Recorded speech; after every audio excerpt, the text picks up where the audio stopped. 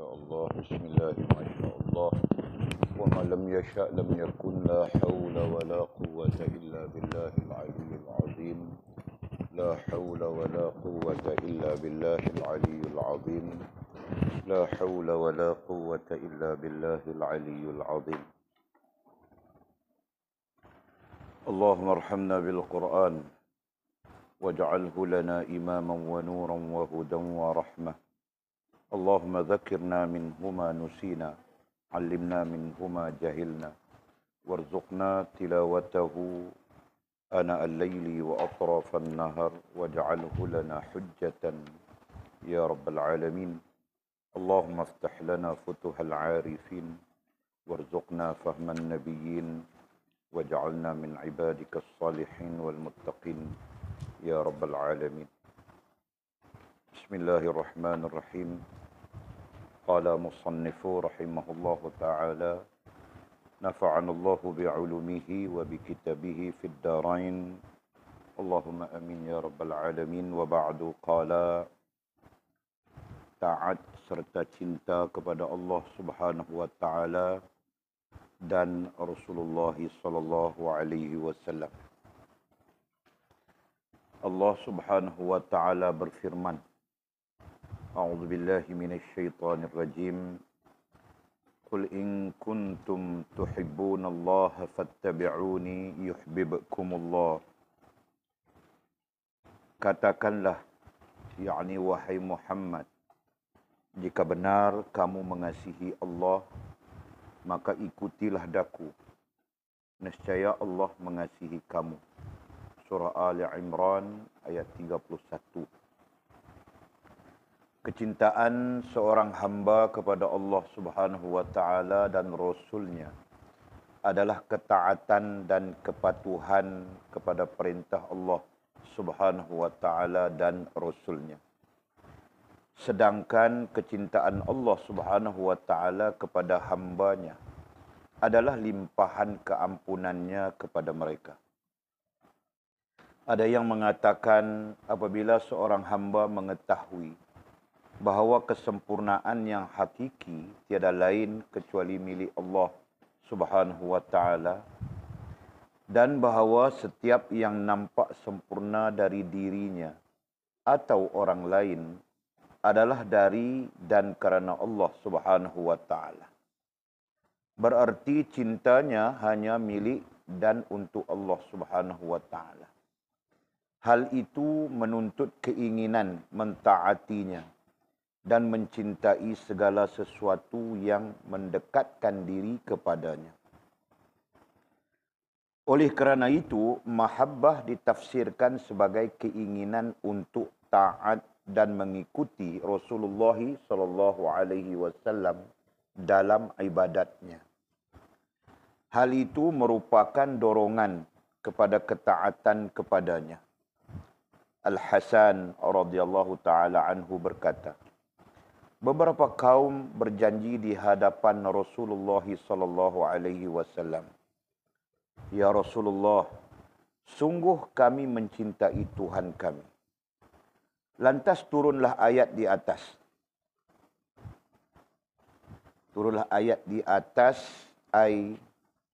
surah Ali Imran ayat 31. Bashar Al-Hafi berkata, saya bermimpi bertemu dengan Nabi Muhammad sallallahu alaihi wasallam. Baginda bertanya, "Wahai Bashar, tahukah engkau dengan apa Allah Subhanahu wa taala meninggikanmu di antara kawan-kawanmu?" "Tidak ya Rasulullah," jawab saya. Kemudian baginda bersabda, "Dengan baktimu kepada orang soleh, nasihatmu kepada saudara-saudaramu, kecintaanmu kepada sahabat-sahabatmu dan pengikut sunnahku, serta kepatuhanmu kepada sunnahku." Selanjutnya Nabi Muhammad sallallahu alaihi wasallam bersabda, "Barang siapa menghidupkan sunnahku, ia telah mencintaiku. Barang siapa yang mencintaiku pada hari kiamat, ia bersamaku di syurga." Dalam sebuah hadis masyhur, disebutkan bahawa orang yang berpegang pada sunnah Rasulullah sallallahu alaihi wasallam ketika manusia melakukan kerosakan dan terjadi pertikaian di antara para penganut mazhab, ia memperoleh pahala dengan 100 pahala syuhada. Demikian disebutkan dalam syir'ah Islam, syir'atul Islam. Nabi Muhammad sallallahu alaihi wasallam bersabda, semua umatku masuk syurga kecuali orang yang tidak menginginkannya. Siapa orang yang tidak menginginkannya? Tanya para sahabat. Orang yang mentaatiku masuk syurga. Sedangkan orang yang derhaka kepadaku tidak menginginkan untuk masuk ke syurga. Setiap amalan yang tidak berdasarkan sunnahku adalah kemaksiatan. Jawab Nabi Muhammad sallallahu alaihi wasallam. Seorang ulama berkata, kalau anda melihat seorang guru sufi terbang di udara, berjalan di laut atau memakan api dan sebagainya, sementara ia meninggalkan perbuatan fardu atau sunnah secara sengaja, ketahuilah bahawa ia berdusta dalam pengakuannya. Perbuatannya bukanlah karamah.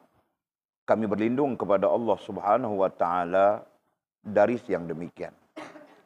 Al-Junaid rahimahullahu taala berkata, seseorang tidak akan sampai kepada Allah Subhanahu wa taala kecuali dengan Allah Subhanahu wa taala. Jalan untuk sampai kepada Allah Subhanahu wa taala adalah mengikuti Al-Mustafa sallallahu alaihi wasallam.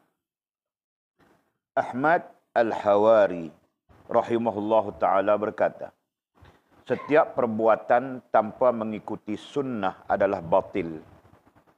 Sebagaimana sabda Nabi Muhammad sallallahu alaihi wasallam, barang siapa yang mengabaikan sunnahku, haram baginya syafaatku.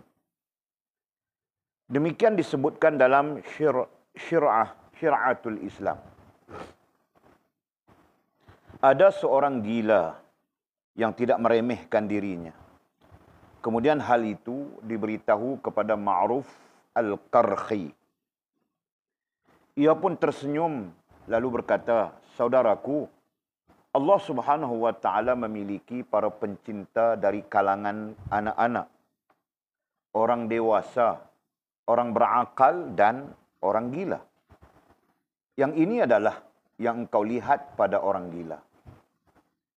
Al-Junaid berkata, guruku As-Sari rahimahullah ta'ala jatuh sakit. Kami tidak tahu obat atau penyakitnya dan juga tidak tahu sebab sakitnya. Doktor yang berpengalaman memberi keterangan kepada kami. Kemudian kami menampung air kencingnya di dalam sebuah botol. Doktor itu pun melihat dan mengamatinya dengan teliti. Kemudian dia berkata, aku melihat seperti air kencing seorang pencinta, yakni ashq. Aku pun seperti disambar petir dan jatuh pengsan. Botol itu pun jatuh dari tanganku. Kemudian aku kembali kepada As-Sari mengkhabarkan hal itu kepadanya. Ia tersenyum dan berkata, semoga Allah Subhanahu wa taala menghapus apa yang dilihatnya. Aku bertanya, guru, mahabbah itu tampak jelas dalam air kencing, tanyaku. Ya, jawabnya. Al-Fudail rahimahullahu ta'ala berkata, apabila ditanyakan kepada anda, apakah anda mencintai Allah Subhanahu wa ta'ala, maka diamlah. Sebab jika anda menjawab tidak, berarti anda menjadi kafir. Sebaliknya, jika anda menjawab ya, berarti sifat anda bukan sifat para pencinta Allah Subhanahu wa ta'ala. Sufyan berkata, barang siapa cinta orang yang mencintai Allah Subhanahu wa ta'ala, berarti dia mencintai Allah Subhanahu wa ta'ala. Barang siapa memuliakan orang yang memuliakan Allah Subhanahu wa ta'ala, berarti dia memuliakan Allah Subhanahu wa ta'ala. Sahal berkata, tanda kecintaan kepada Allah Subhanahu wa ta'ala adalah kecintaan kepada Al-Quran Tanda kecintaan kepada Allah Subhanahu wa taala dan Al-Quran adalah kecintaan kepada Nabi Muhammad sallallahu alaihi wasallam. Tanda kecintaan kepada Nabi Muhammad sallallahu alaihi wasallam adalah kecintaan kepada sunnahnya. Tanda kecintaan kepada sunnahnya adalah kecintaan kepada akhirat. Tanda kecintaan kepada akhirat adalah dengan membenci keduniaan. Tanda kebencian kepada keduniaan adalah tidak mengambilnya kecuali sebagai bekal dan perantara menuju akhirat. Abu Hasan Al-Zunjani berkata, pokok ibadah itu adalah 3 anggota badan. Telinga, hati, dan lidah. Telinga untuk mengambil pelajaran. Hati untuk bertafakkur. Sedangkan lidah untuk berkata benar, bertasbih dan berzikir. Allah Subhanahu wa taala berfirman, wahai orang-orang yang beriman, yakni untuk bersyukur kepada Allah Subhanahu wa taala, ingatlah serta sebutlah nama Allah dengan ingatan serta sebutan yang sebanyak-banyaknya. Dan bertasbihlah kamu kepadanya pada waktu pagi dan petang. Surah Al-Ahzab ayat 41-42. Abdullah bin Ahmad ibnu Harb berada di suatu tempat. Lalu Ahmad ibnu Harb memotong sehelai daun rumput. Abdullah berkata kepadanya, engkau mengambil 5 hal yang melalaikan kalbumu dari bertasbih kepada Tuhanmu. Engkau membiasakan dirimu sibuk dengan selain zikir kepada Allah Subhanahu wa taala. Engkau menjadikan hal itu sebagai jalan yang diikuti orang lain dan engkau mencegahnya dari bertasbih kepada Tuhannya. Engkau membebankan pada dirimu hujjah Allah Azza wa Jalla pada hari kiamat. Demikian dikutip dari Rawnaqul Majalis. As-Sari rahimahullah ta'ala berkata, saya bersama Al-Jurjani melihat tepung. Lalu Al-Jurjani menelannya. Saya bertanya, mengapa anda tidak memakan makanan yang lain? Ia menjawab, saya menghitung di antara mengunyah dan menelan ada 70 kali tasbih. Jadi saya tidak pernah lagi memakan roti sejak 40 tahun yang lalu. Jawabnya, Sahal ibnu Abdullah makan setiap 15 hari sekali. Ketika memasuki bulan Ramadan, ia tidak makan kecuali sekali sahaja. Sesekali ia menahan lapar sehingga 70 hari. Apabila makan, badannya menjadi lemah. Akan tetapi jika lapar, badannya menjadi kuat. Ia beriktikaf di Masjidil Haram selama 30 tahun tanpa terlihat makan dan minum. Ia tidak membiarkan walau sesaat pun berlalu tanpa berzikir kepada Allah Subhanahu wa taala. Umar ibnu Ubaid tidak pernah keluar dari rumahnya kecuali kerana 3 hal. Salat berjamaah, menjenguk orang sakit, dan melawat orang yang meninggal dunia. Ia berkata, aku melihat orang-orang mencuri dan merompak. Umur adalah mutiara indah yang tidak ternilai. Jadi, hendaklah disimpan di dalam almari yang abadi di akhirat. Ketahuilah, pencari akhirat harus melakukan kezuhudan dalam kehidupan dunia, agar cita-citanya hanya satu dan batinnya tidak terpisah dari lahirnya. Tidak mungkin menjaga keadaan itu kecuali dengan penguasaan lahir dan batin. Kemudian kata Mustannif. Okey. Kita sambung tajuk baru. Nah, walaupun tajuk baru ya, Walid baca, lihat balik struktur ya. Imam Ghazali rahimahullah ta'ala menghimpunkan kalau kita bercakap al-khawf. Nah, kemudian taubat di sini kan. Taubat, kemudian mahabbah. Ya. Dari mahabbah ini memunculkan dua komponen. Ya, satu itu yang kita sedang bercakap pada malam ini. Taat serta cinta kepada Allah dan Rasulullah. Cinta kepada Allah dan Rasul. Dan komponen yang kedua adalah asyik. Betul? Kita tengok komponen yang kedua. Komponen yang kedua adalah kerinduan. Terjemahannya adalah kerinduan. Okey. Jadi ada dua komponen mahabbah.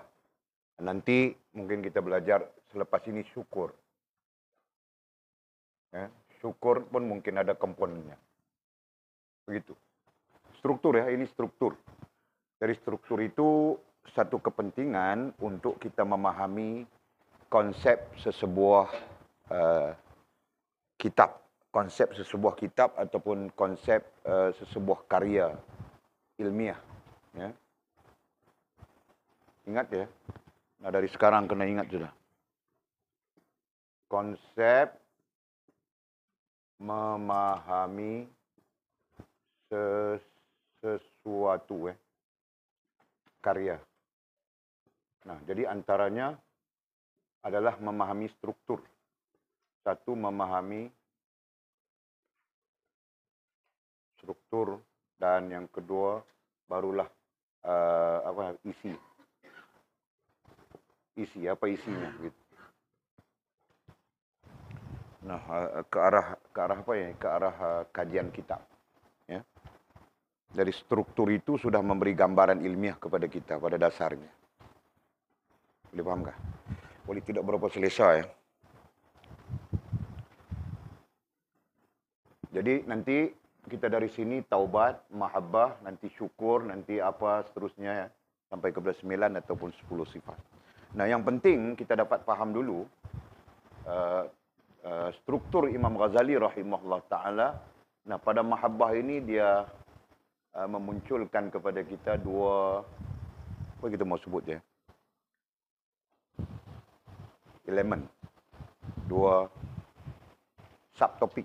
Ya, kalau kita bercakap bahasa akademiknya dia panggil subtopik. Ya. Tajuk kecil. Daripada tajuk besarnya adalah mahabbah. Okey?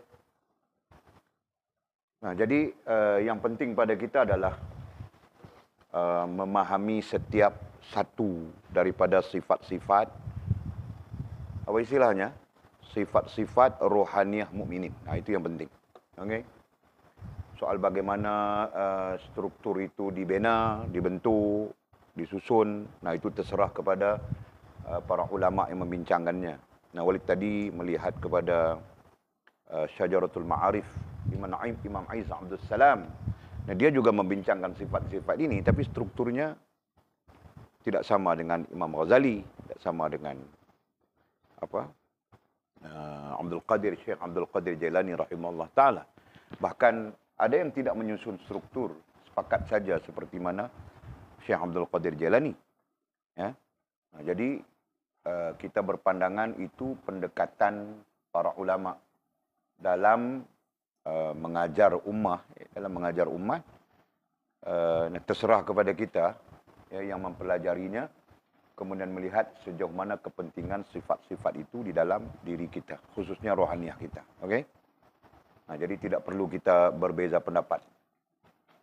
Nah, kita mau pro siapa itu terserah kita, selama mana yang kita rujuk itu adalah para ulama ahli sunnah wal jamaah. Ya, okey. Jadi apa yang kita bacakan tadi, ada beberapa perkara yang Walid lihat perlu kita bincang ya. Nah, kamu orang sudah baca sudah? Nah, baca, setiap yang baca mesti tahu apa yang perlu dia, apa yang dia mau tanya. Nah, kita ikut muka ya, di muka surat 37. Jadi di sana musannif memberikan maksud, ya, memberikan maksud. Pada paragraf yang pertama itu dia memberikan maksud kecintaan kepada Allah Subhanahu wa taala. Ya, apa maksud yang dikatakan cinta kepada Allah Subhanahu wa taala? Nah, kita faham dari situ jelas sudah. Kecintaan seorang hamba kepada Allah Subhanahu wa taala dan rasulnya adalah ketaatan dan kepatuhan kepada perintah Allah Subhanahu wa taala dan rasulnya. Nah, itu mewakili makna pertama kecintaan. Makna pertama cinta kepada Allah Subhanahu wa taala dan rasul. Nah, nantinya kalau orang bertanya kepada kita, bagaimana yang dikatakan cinta kepada Allah Subhanahu wa taala? Nah, mungkin anak kamu orang nanti, ya kan? Mau beranak kan? Nah, beranak itu orang perempuan. Jul. Nah, kita cuma menjadi ayah kepada anak-anak, gitu kan? Nah, gitu. Nah, nanti anakmu tanya, ayah, macam mana mau kecintaan kepada Allah Subhanahu wa taala itu macam mana, misalnya dia tanya. Jadi kau mau jawab apa kalau kau tidak tahu? Nah, sekurang-kurangnya kita berjumpa sudah penjelasan, ya. Apa penjelasannya? Kecintaan seorang hamba kepada Allah Subhanahu wa taala dan rasulnya adalah ketaatan, nah makingnya perkataan ketaatan dan kepatuhan kepada perintah Allah Subhanahu wa taala dan rasulnya. Nanti kita strukturkan, kita susun secara akademiknya. Nah, itu menjadi definisi. Fahamkah? Sedangkan kecintaan Allah Subhanahu wa taala kepada hambanya adalah limpahan keampunannya kepada mereka. Manakala cinta Allah kepada kita hamba, ya, dalam bentuk apa? Dalam bentuk limpahan keampunan. Nah, di kitab lain Syajaratul Ma'arif bilang dalam bentuk kurniaan, anugerah dan keampunan. Jadi ditambah lagi di sana, ya. Nah, kalau kamu orang mau dhabit saja. Ya. Sedangkan kecintaan Allah Subhanahu wa taala kepada hambanya adalah limpahan kurniaan, anugerah, ya, dan keampunannya kepada mereka, ai hamba. Nah, itu boleh sebut sudah tadi bagian daripada definisi. Mana Syamit? Syamit mana? Hah? Pergi apa? Beli minyak. Dia toki minyak kah?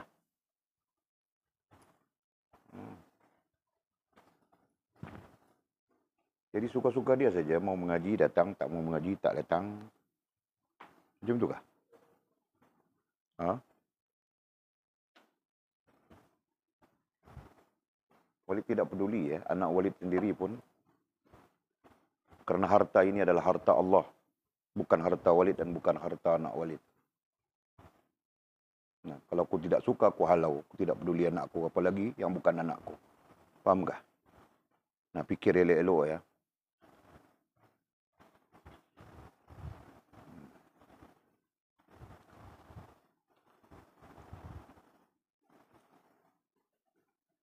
Ada yang mengatakan apabila seorang hamba mengetahui bahawa kesempurnaan yang hakiki tiada lain kecuali milik Allah Subhanahu wa taala, dan bahawa setiap yang nampak sempurna dari dirinya atau orang lain adalah dari dan kerana Allah Subhanahu wa taala, berarti cintanya hanya milik dan untuk Allah Subhanahu wa taala. Hal itu menuntut keinginan mentaatinya dan mencintainya segala sesuatu yang mendekatkan diri kepadanya. Nah, apa maksudnya Mizi di situ?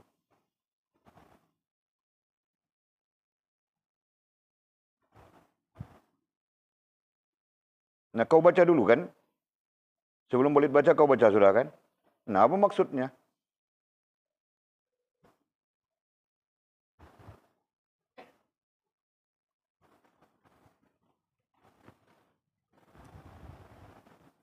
Masing-masing pikir. Ini cara belajar, ya. Nah, kau menyimpulkan pada paragraf itu apa maksudnya. Dan kemudian kau tulis di tepinya. Paragraf ini apa maksudnya?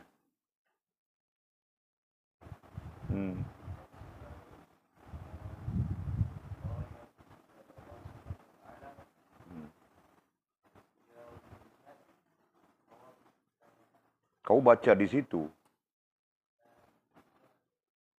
Kesempurnaan di situ hanya, nah di situ teksnya menulis begitu kan? Teksnya menulis begitu. Kau paham begitu juga? Nah, Mizi paham begitu. Ada yang lain paham? Nah, Atul, kau paham apa? Nah, dengar ya. Betul atau tidak betul dengan kau punya paham?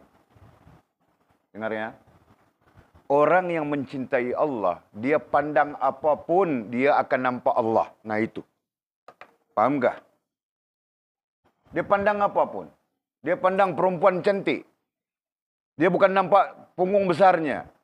Dia bukan nampak maskara di matanya. Dia bukan nampak pipi merahnya. Dia bukan nampak bibir pinknya. Tahukah? Dia nampak apa? Dia nampak apa, Mizi? Nah, dia nampak kebesaran Allah Subhanahu wa taala. Apalagi dia pandang pokok, apalagi dia pandang langit, apalagi dia pandang bumi, apalagi dia pandang matahari, apalagi dia pandang bintang di langit, apalagi dia pandang orang-orang dan sebagainya. Paham enggak? Nah, itu maksud. Ya, nilai ilmiah hanya di situ. Paham enggak? Nah, kau sempurna. Apa yang sempurna? Kau sendiri pun tidak paham sempurna itu apa. Betul kan? Maka sebab itu Walid suruh baca dulu. Faham rantau? Nah, betulkah Walid cakap macam itu tadi? Kau baca semula teks itu? Baca kasih kuat. Di teks yang dibaca tadi, paragraf kedua. Ada yang mengatakan, apabila seorang hamba mengetahui bahawa kesempurnaan yang hakiki tiada lain kecuali milik Allah SWT. Nah, kesempurnaannya hakiki tiada lain kecuali milik Allah. Mana kau tahu itu? Mana kau tahu kesempurnaan yang hakiki itu milik Allah Subhanahu wa taala? Dengan apa kau tahu kesempurnaan hakiki itu milik Allah Subhanahu wa taala? Dengan apa? Nah, ilmu, okey, ilmu. Tapi apakah ilmu itu terus-terus memberi tahu kau itu? Kalau dengan ilmu kau taklid.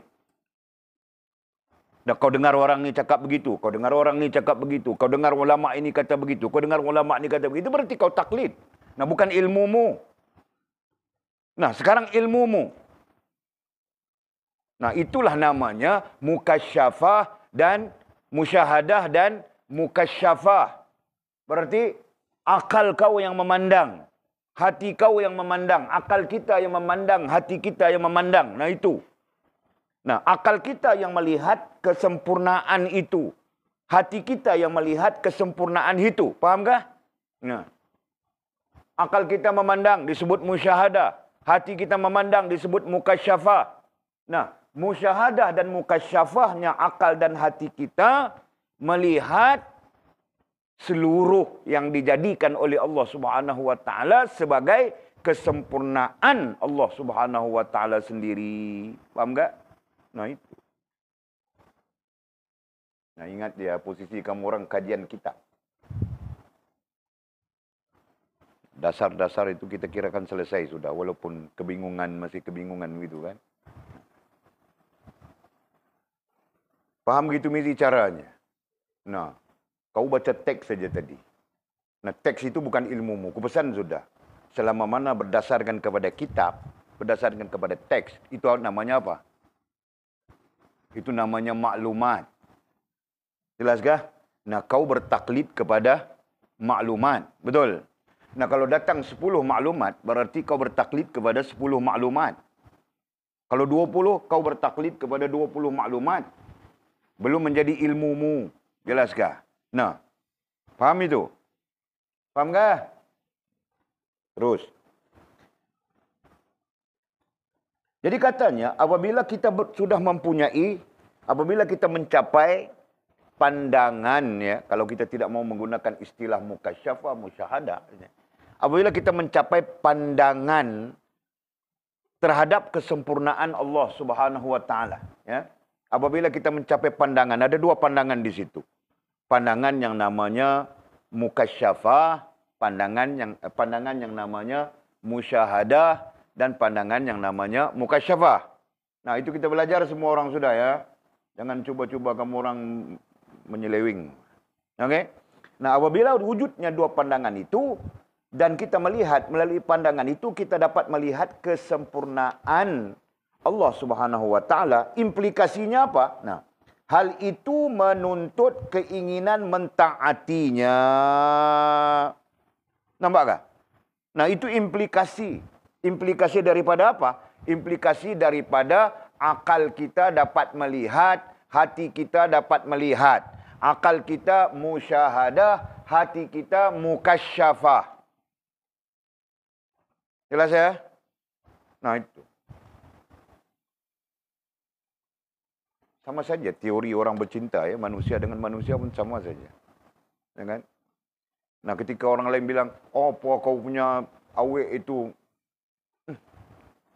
uduh, bah, misalnya gitu kan. Tidak cantik, bah." Kau tetap mengatakan dia cantik. Ya kan? Macam si Mira itu, si Mira.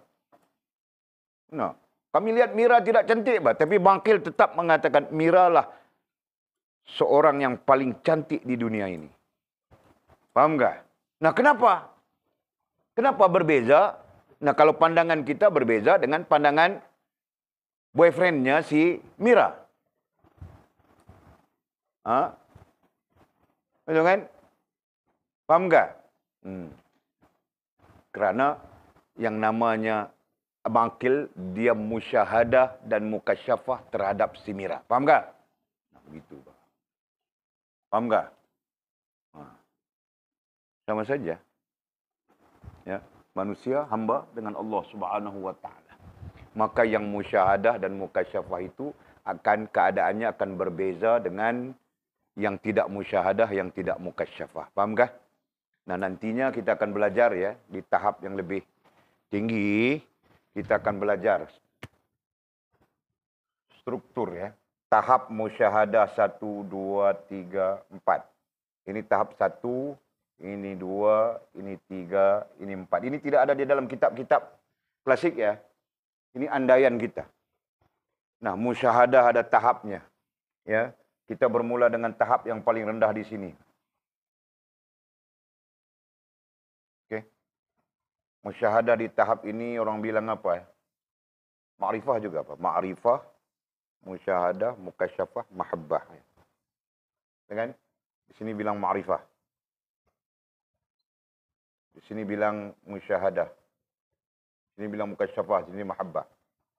Nah, ini satu asas, dasarnya. Dasar pertama, gitu. Nah, dasar kedua, ma'rifah ini pun ada 4 tahapnya. Musyahadah pun ada 4 tahapnya. Mukasyafah pun ada 4 tahapnya. Dan mahabbah pun ada 4 tahapnya. Fahamkah? Nah, mungkin kita baru berada di sini. Mahabbah kita di tahap ini. Ya kan? Bukan di tahap ini. Nah, kalau mahabbah di tahap ini, nah itu tahap siddiqin, syuhada, salihin, syuhada, siddiqin, dan para nabi rasul. Ya kan? Nah, ada yang mengatakan bahawa tahap para nabi rasul itu melepasi tahap 4. Ya, melepasi ke sana. Nah, di sini sampai di sini salihin, syuhada, siddiqin saja sampai di sini. Nah, yang melepasi tahap ini, nah itu para anbiya. Nah, itu sebahagian daripada pandangan. Boleh faham kah? Nah, jadi kalau mau ukur sekarang ini, nah kita berada di tahap mana? Ya. Bahkan kalau mengukur mahabbah itu pun kita sendiri pun tidak tahu di tahap mana kan? Betul kan? Nah, oleh gunakan kaedah yang paling asas bahawa mengukur tahap mahabbah kita. Mahabbah itu diterjemahkan kepada 4. Suka, sayang, kasih, cinta. Ya. Mahabbah ini kita tahapkan melalui terjemahan. Satu dengan makna mahabbah ya. Satu dengan makna suka, yang kedua sayang, yang ketiga kasih, dan yang keempat cinta. Nah, kita berada di tahap mana? Allah di sini, Rasul di sini, ya. Ibu ayah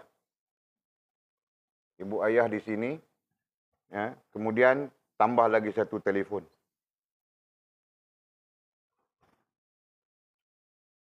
Ya. Nah, kita ukur kurang-kurangnya kan. Kita boleh mengukur. Atul. Kau cinta kepada Allah, Atul. Nah, kita sampai sekejap lagi kan. Ada penjelasannya tadi kan. Nah, jika orang tanya kepadamu, apakah kau mencintai Allah Subhanahu wa taala? Ya kan? Nah, sekarang boleh tanya Atul. Atul, dengan Allah Subhanahu wa taala kau berada di posisi mana?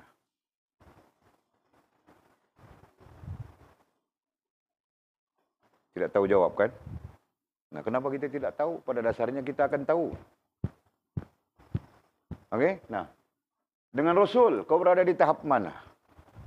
Pun kita tidak tahu jawab juga kan? Dengan ibu kau berada di tahap mana? Kau sendiri yang tahu. Dengan ayah kau berada di tahap mana?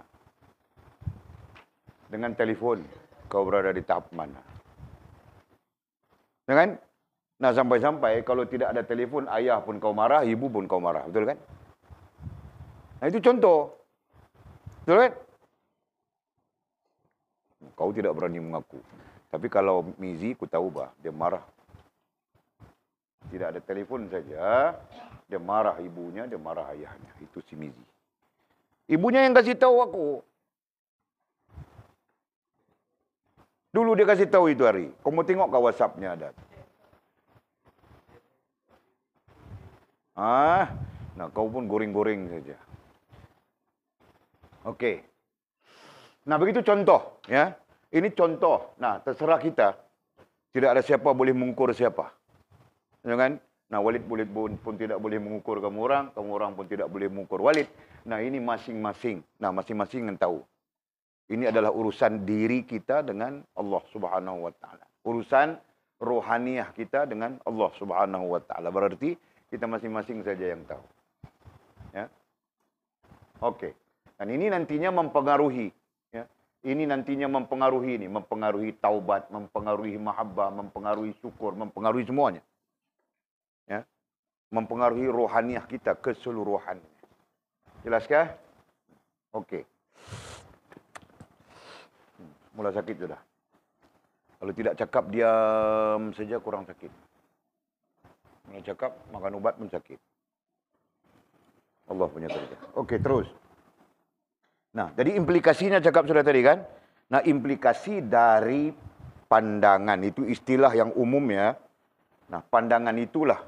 Kalau ditanya pandangannya macam mana, bentuknya macam mana, itu yang kita sebutkan tadi. Pandangan itu datang dalam bentuk mukasyafah, datang dalam bentuk musyahadah. Kenapa sila? Sakit? Okey. Sakit pergi tidurlah, pergi rehat, suruh dia rehat.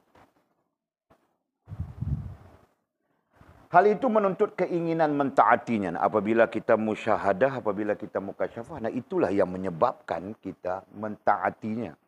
Itulah yang menyebabkan manusia mentaati Allah Subhanahu wa taala. Faham tak? Nah, tinggal lagi tahap saja.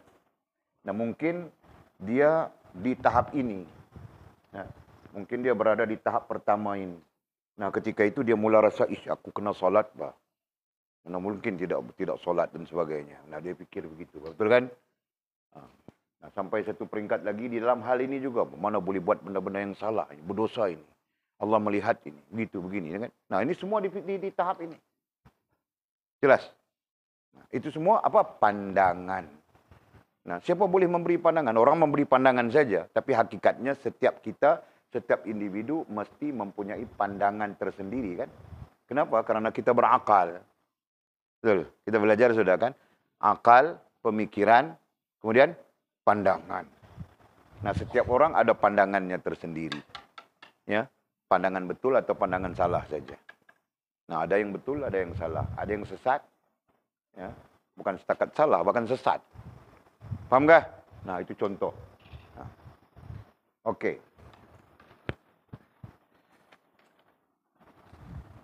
Hal itu menuntut keinginan mentaatinya dan mencintainya, segala sesuatu yang mendekatkan diri kepadanya. Dan bukan saja kita menuntut kita mencintai Allah Subhanahu Wa Taala sebagai implikasi, bahkan apa saja yang mendekatkan kita kepadanya, nah kita akan cintai. Faham tak? Apa saja yang mendekatkan kita kepadanya, kepada Allah Subhanahu Wa Taala, nah kita akan cintai. Contoh, kalau baginda Nabi kita SAW, dia sangat mencintai salat, betul? Nah, sampai-sampai baginda Nabi SAW bersabda, salat itu menjadi penyejuk mataku. Ya, hadis sahih. Berarti Nabi SAW sangat suka dengan salat. Kesukaannya itu bukan suka lagi, kesukaannya itu adalah kecintaan. Nah, Nabi SAW sangat cinta dengan salat. Nah, kita ambil kita. Ya, kita ambil kita ukur kita, nah kita padam. Kita padam ini semua. Tadi kita belajar sudah di awalnya bahwa orang yang mencintai Allah dan Rasul, nah akan mematuhi, mentaati, betul? Ya, paragraf pertama tadi kan? Nah, orang yang mencintai Allah dan Rasul akan taat dan patuh kepada perintah Allah. Nah, ukur saja ketaatan kita kepada perintah Allah Subhanahu Wa Taala. Ya. Nah, bagaimana kita ukur? Nah, kita ukur, betulkah kita cinta kepada Allah Subhanahu Wa Taala? Nah, kadang kita taat, kadang tidak. Kalau gitu bukan cinta, Pak. Ya kan? Mungkin kita kasih pun tidak. Mungkin sayang pun tidak. Suka saja. Ya kan? Karena orang bila suka, itu tabi'i ya, tabiat. Allah SWT mengajar kita, memberi ilmu kepada kita sesuai dengan tabiat kita, betul? Ya. Jadi tabiat orang, tabiat manusia itu sendiri, jika dia suka, semuanya bagus. Betul kan? Nah, jika tidak suka, ada saja yang tidak kena, betul? Nah, itu tabiat manusia saja. Okey. Nah, sekarang kita mau ukur ya. Tadi kita sebut tentang ukur. Kita ambil apa? Salat. Ambil satu daripada bentuk taat ini namanya solat. Nah, kita sebutkan tadi, baginda Nabi sangat cinta dengan solat. Dalam riwayat Aisyah, hampir-hampir saja Nabi SAW itu tidak ada masa untuk bersembang-sembang kosong, ya kan? Hampir-hampir tidak ada masa. Bukan bersembang kosong, maksudnya bersembang dengan orang lain. Hampir-hampir. Kerana dia berhenti saja daripada bercakap dengan sesiapa, dia solat. Dalam arti kata yang lain, masa kosong, masa lapang baginda Nabi diisi dengan solat. Kan? Paham tak? Nah, hal itu kalau Walid pun di situ ukur, kalah sudah. Bukan kalah lagi, Pak. Gagal segagal-gagalnya. Ya kan? Kau Mizi? Ha? Kau sentiasa solat kan? Ha? Apa?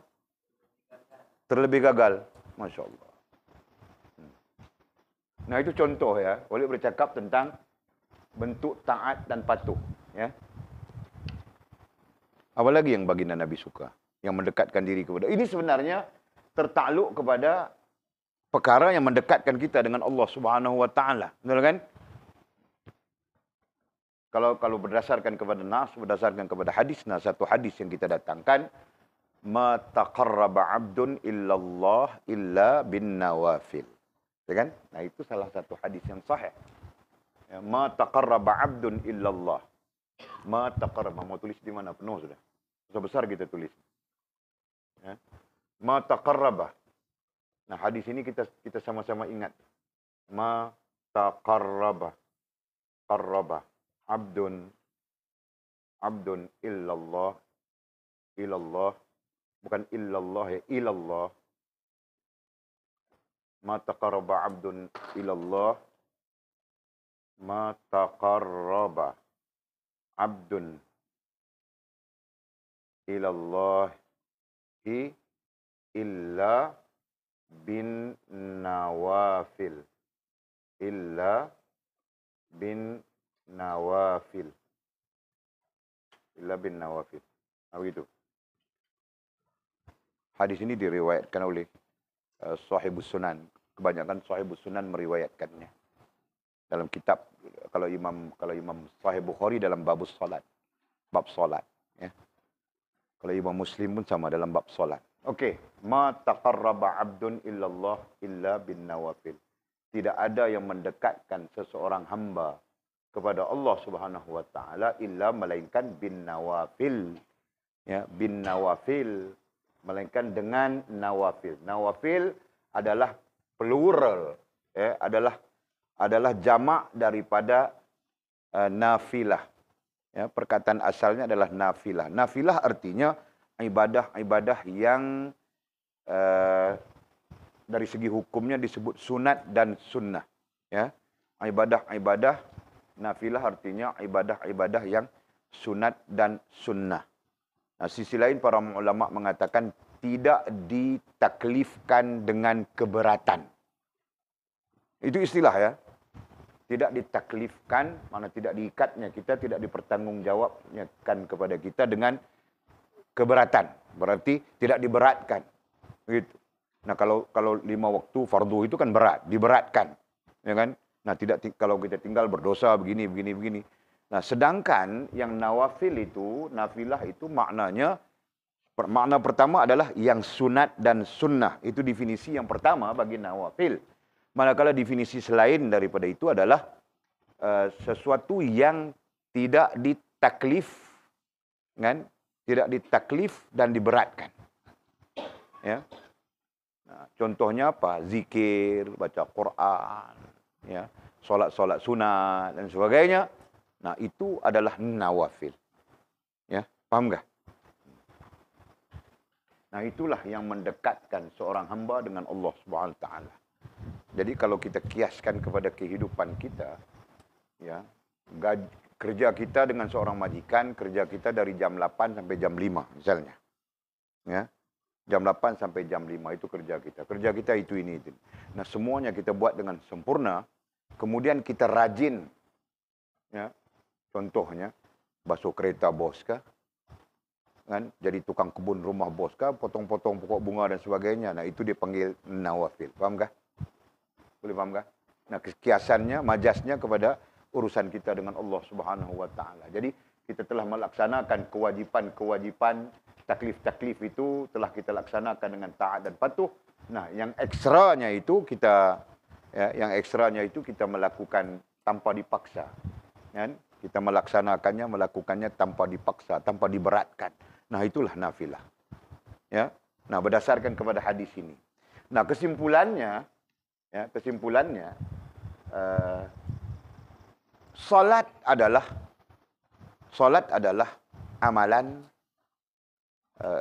amalan ataupun bentuk amalan yang mendekatkan kita dengan Allah Subhanahu wa taala. Nah, tidak ada kedekatan dengan Allah Subhanahu wa taala tanpa salat 5 waktu 1 hari 1 malam. Tidak ada kedekatan. Bahkan para ulama dalam perbahasan mereka mengatakan salat 5 waktu itu adalah pintu, ya, pintu masuk ke hadrat Allah Subhanahu wa taala. Ayo dhabit perkataan Walid itu ya. Salat 5 waktu itu adalah pintu masuk ke hadrat Allah Subhanahu wa taala. Nah, sedangkan yang lain selain daripada yang diwajibkan ya, yang nafilah kita katakan begitu. Nah, itu semua sesuatu yang mendekatkan kita, sesuatu yang menarik kita masuk ke pintu untuk dekat dengan Allah Subhanahu wa taala yang kita sebutkan tadi. Sebab itu para ulama dalam kesimpulan mereka mengatakan tidak ada kebajikan apapun bagi orang yang tidak solat. Nah, artinya apa? Artinya kalau orang tidak solat itu bersedekah. Nah, sedekah itu tidak menjadi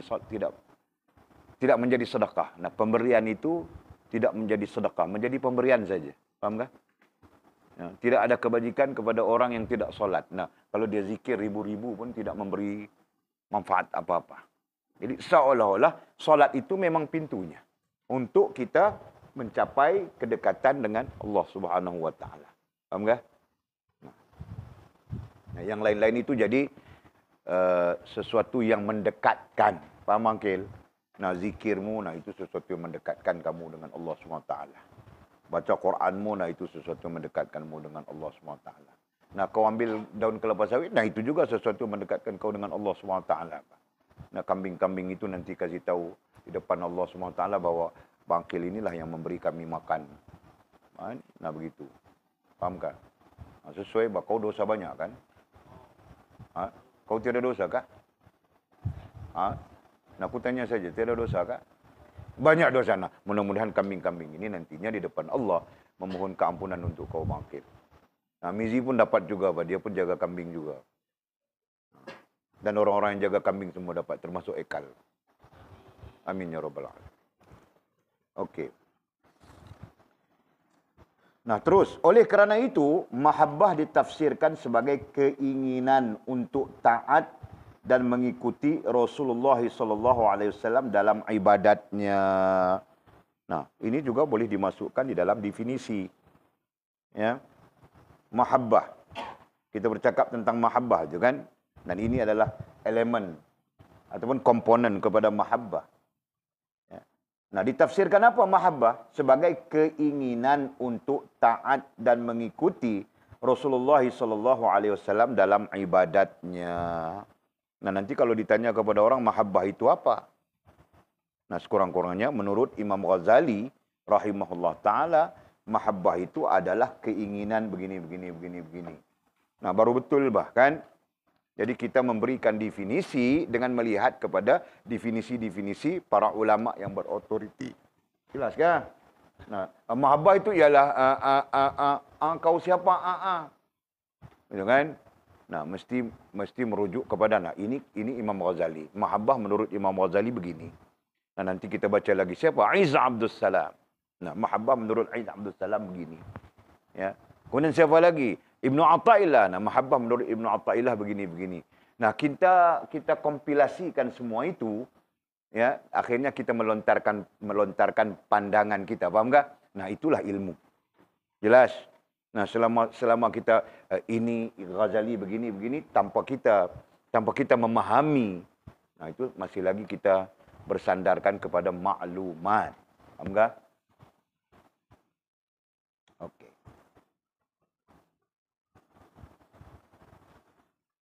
Hal itu merupakan dorongan kepada ketaatan kepadanya. Hal itu katanya. Hal itu apa? Mahabbah. Hal itu ay mahabbah. Nah, mahabbah itulah menjadi dorongan untuk kita taat kepada Allah Subhanahu wa taala dan Rasul kan? Mahabbah itulah menjadi dorongan. Sama saja. Mahabbah itulah yang menjadi dorongan menyebabkan kita boleh berhabis duit untuk apapun. Kan? Kerana kita cintakan telefon, nah kita sanggup berhabis duit dengan telefon. Biji, 2 biji, 3 biji, 4 biji. Nah, lama sudah aku tidak cakap, aku tidak cek. Mungkin ada 10 biji sudah. Bangkil punya telefon. Ya kan? Yang lain pula, mahabbahnya kepada apa? Kepada lipstik. Nah, mungkin ada 10 lipstik sudah.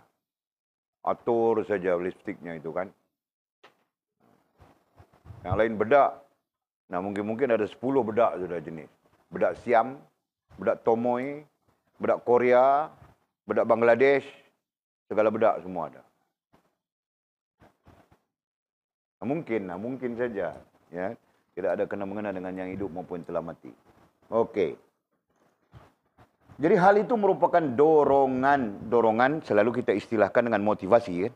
Dorongan ataupun motivasi. Dorongan ay motivasi kepada ketaatan kepadanya, motivasi kepada kita untuk taat kepada Allah SWT. Nah, semuanya datang dari mahabbah. Jadi barangkali itulah sebabnya kenapa Imam Ghazali meletakkan mahabbah sebagai sifat yang kedua, bermunculan dari al-khauf.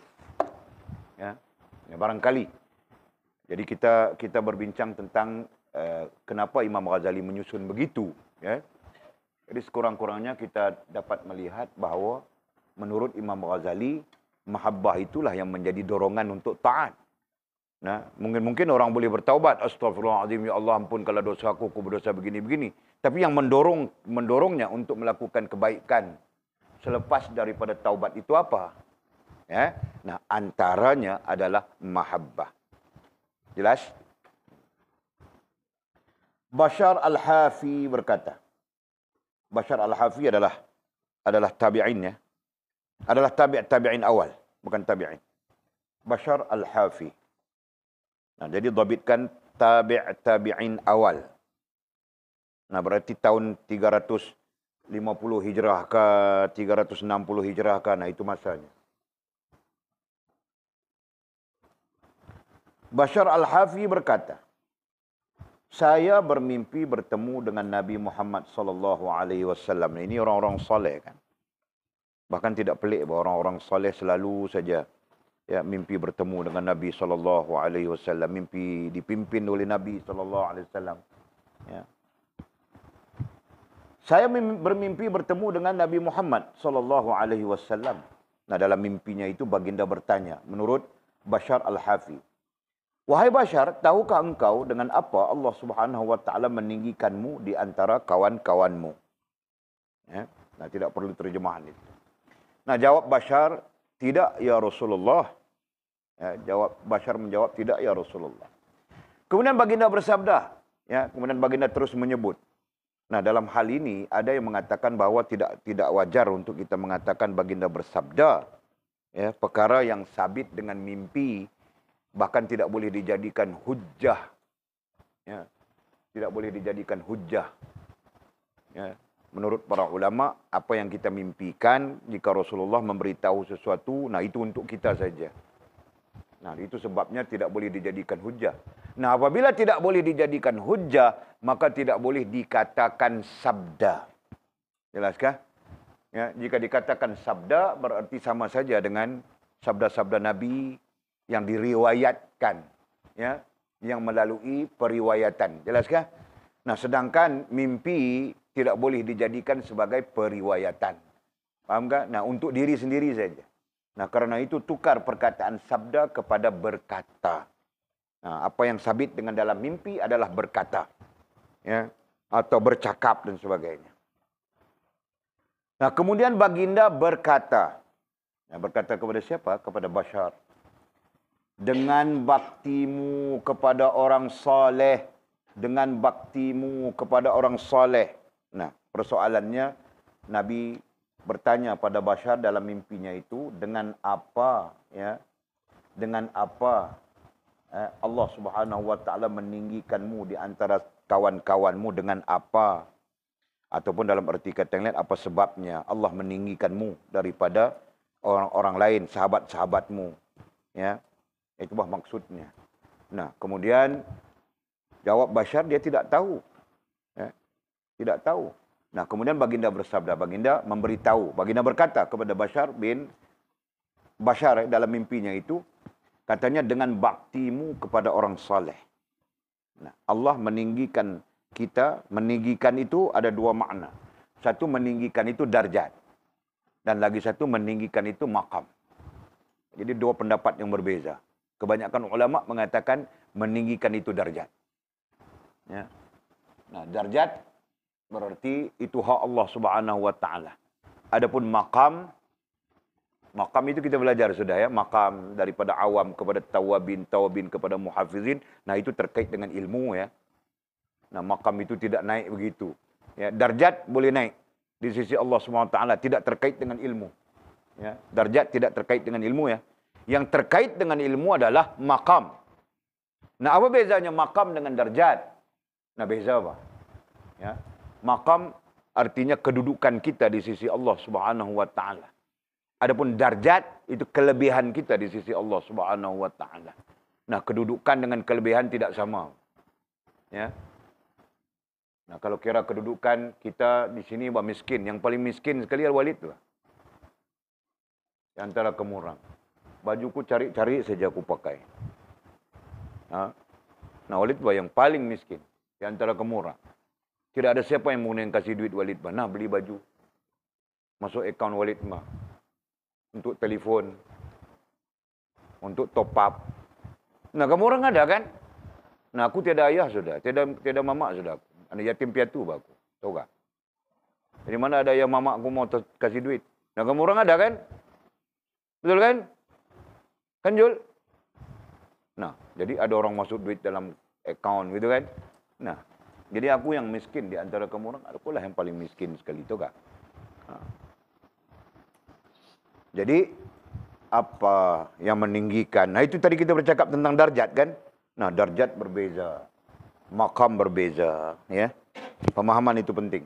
Nanti kita ke kitab-kitab yang lebih besar, nah kita berkembang lebih luas. Okey, jadi katanya dengan baktimu kepada orang soleh. Nah, yang mengangkat darjatmu di sisi Allah SWT adalah baktimu kepada orang soleh. Nah, boleh sebut sudah tadi kan, yang mengangkat makammu adalah ilmu. Ya. Yang mengangkat makammu adalah ilmu dan hubunganmu dengan Allah Subhanahu wa taala. Sedangkan yang mengangkat darjatmu, nah itu kita simpulkan, para ulama menyimpulkan tentang apa yang diangkat itu, yang ditinggikan itu darjat, gitu kan?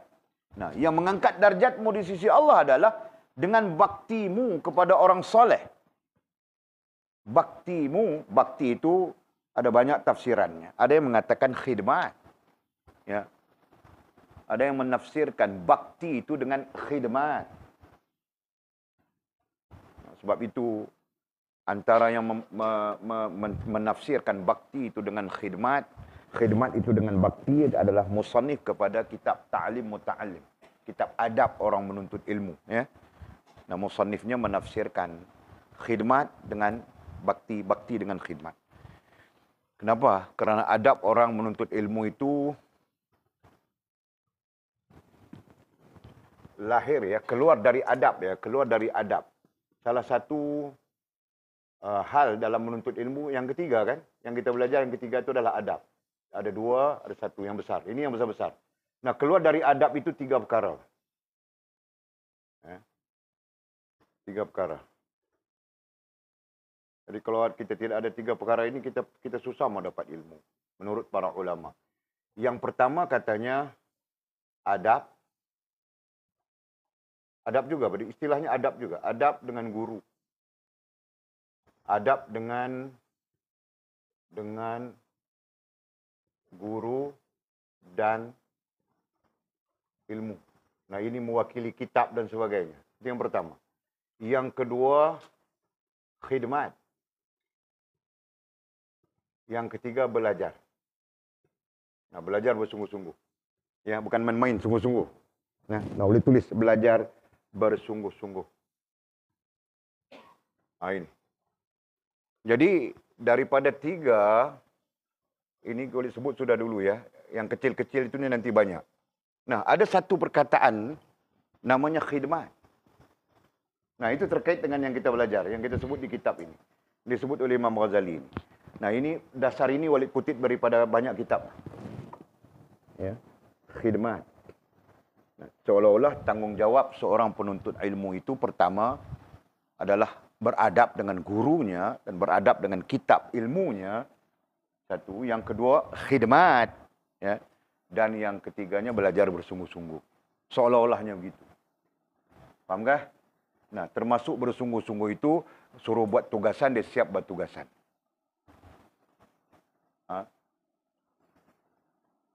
Itu kan? Gitu kah? Nah, ya, esok ini hari berapa hari bulan? Besok 23 kan? Nah, 24, 25 ada satu tugasan, 5 hari saja perlu siap. Ya. Nah, ini untuk melengkapkan semester.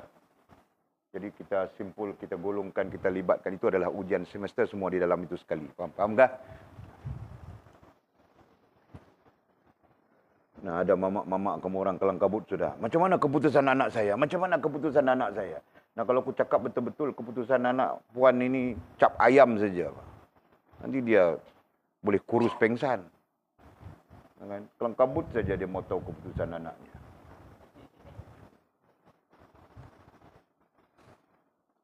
Okey.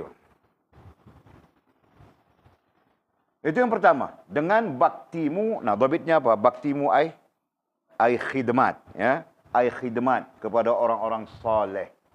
Nah, ini salah satu sebab Allah mengangkat darjat kita, ya.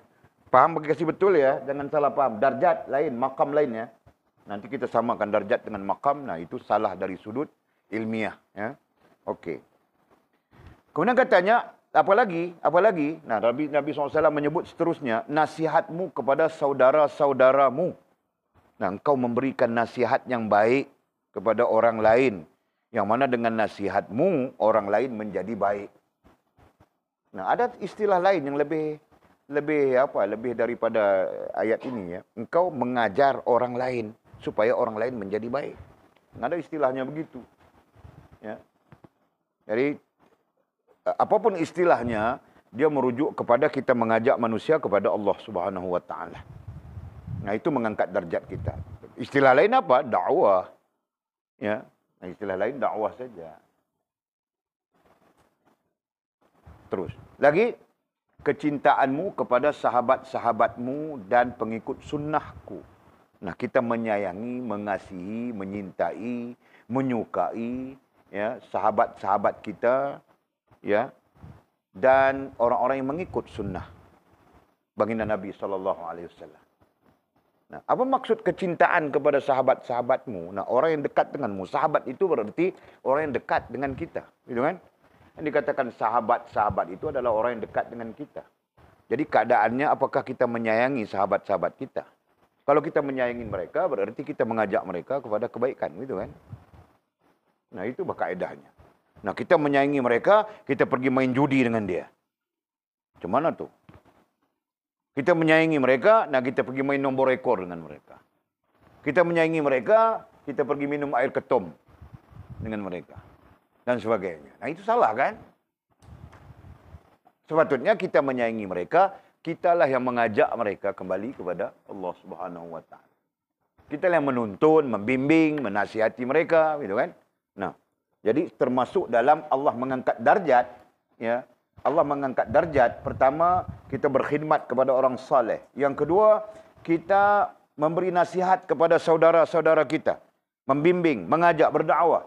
Dan kita menyayangi sahabat-sahabat kita, orang-orang yang dekat dengan kita, kita sayang mereka. Nah, sekiranya mereka tersilap, kita perbetulkan. Sekiranya mereka salah, kita ajak kepada kebaikan. Begitu.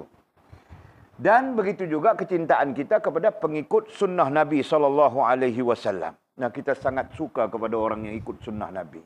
Kita suka orang pakai serban, bah. Jangan tengok orang pakai serban, kita benci saja. Nah, ada kan? Nah, Walid berjumpa, bah, dengan orang yang benci orang pakai serban. Nah, dia bilang terus terang saja, saya tak boleh tengok orang pakai serban. Saya rasa benci, sebenci-bencinya. Dia cakap terus. Walid pakai serban, bah.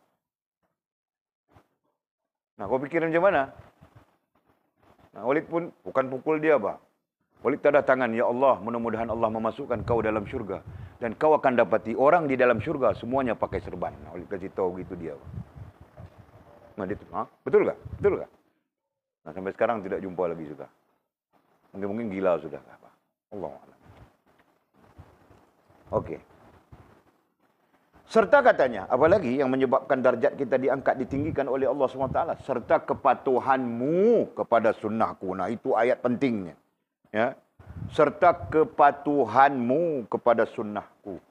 Nah, kepatuhanmu itu, walaupun ini dialog antara Bashar dengan baginda Rasul dalam mimpinya, tetapi pengajarannya itu boleh diambil. Nah, kita ambil pengajarannya. Apalagi yang meninggikan darjat kita di sisi Allah Subhanahu wa taala. Nah, rupanya yang meninggikan darjat kita di sisi Allah Subhanahu wa taala antaranya kepatuhanmu kepada sunnahku. Nah, kita mematuhi sunnah baginda Rasulullah sallallahu alaihi wasallam. Nah, tinggal kita sampai di sini, kita bincang sedikit tentang sunnah Nabi itu apa. Ya. Kita belajar sudah dasarnya dulu. Yang dikatakan sunnah baginda Nabi sallallahu alaihi wasallam itu apa? Kau mau jawab ini, jawab terus-terus, bah. Kasih komplit.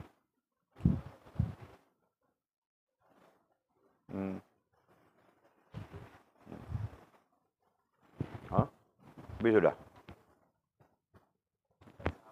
Okey. Yang dikatakan sunnah Nabi itu apa, Fas?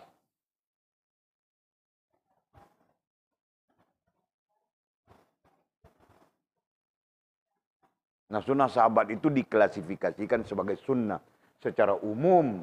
Nah, sekarang terkait dengan Nabi saja. Apa? Pertama apa? Percakapan. Percakapan Nabi. Nah, okey. Terus? Perbuatan Nabi. Terus? Takrir. Nah, kasih penjelasan sikit buat takrir itu apa, Bangkil?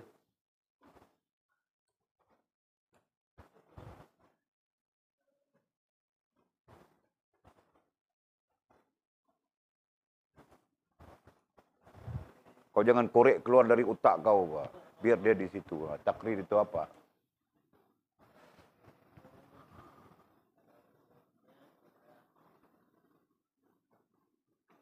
Aku baling kau sekejap lagi, Mizi.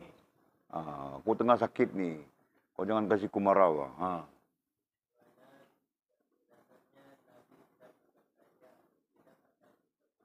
Aku tidak dengar, Pak Mangkil. Kau mau jawab saja, kau perlahan-lahan saja. Kau tunduk-tunduk saja, tidak mau kasih ku dengar, kah?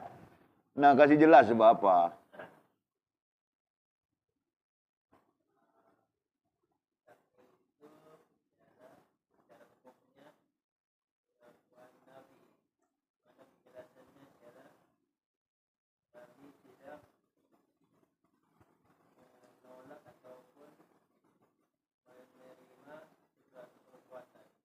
Nah, contohnya apa, Mangkil? Kasih contoh, Pak. Ah.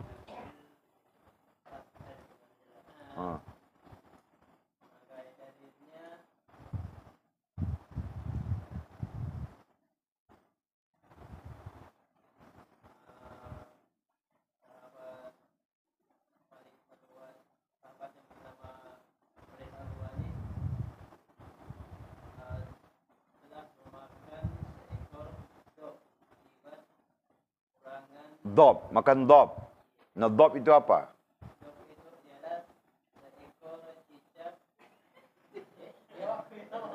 Okey.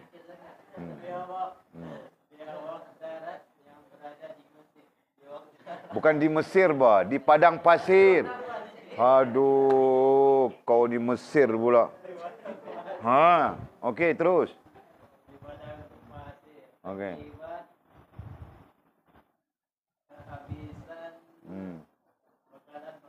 Okey. Kemudian